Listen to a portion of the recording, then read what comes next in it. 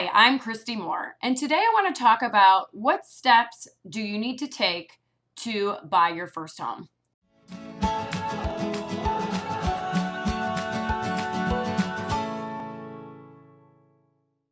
So, the first thing that I would recommend when you're looking to buy your first home is to start planning early.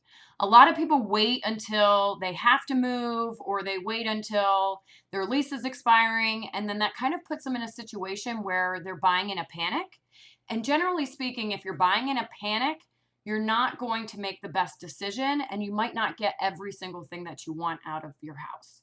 So I would recommend that you talk with a lender to figure out what your finances are, your credit, and know exactly what you can purchase as far as a price point, because the last thing that you want to do is go online and get excited about properties that may or may not be in your price point.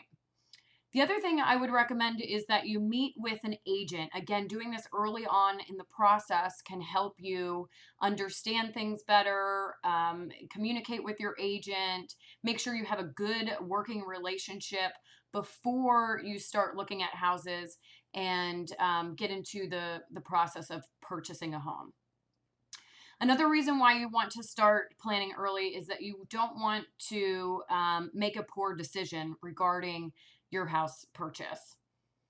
The second thing that I would recommend when you're looking to buy your first home is to think about your 5 to 7 year life plan. A lot of people think a little bit more short term when they're buying their first house, and it's really not a wise investment if you stay in a property for only a few years because of the cost of buying, the cost of selling. Generally speaking, you're not going to have enough equity. So you really want to look at your 5 to 7 year plan and what you think your life is going to be like. I mean, obviously, nothing ever goes 100% according to plan.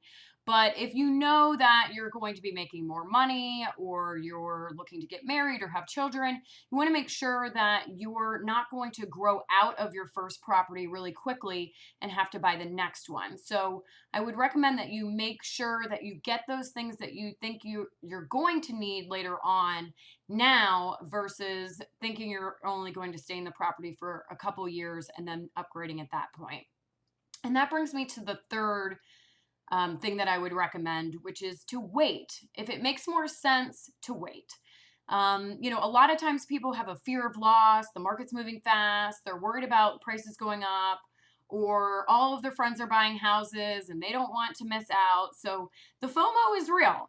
It's just not always a good decision to buy if you're not 100% ready, or for instance, your 5 to 7 year plan doesn't match up with where you're at financially.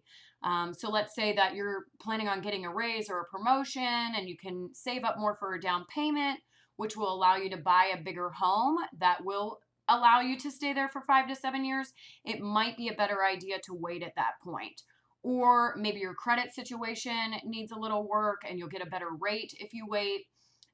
Or you're not sure what your job situation or your life situation is going to be. It's generally better to wait until you know what your plans are and have something in place before making a big decision like buying a house. And again, you don't want to buy in a panic. So you want to make sure that you plan early, that you know what your life plan is, and that if it makes more sense to wait, that you're getting the advice from somebody that you trust that's telling you that you should do that, or that it makes more sense to buy now. So if you're looking to buy your first home and you'd like to set up a consultation, feel free to call, text, or email us.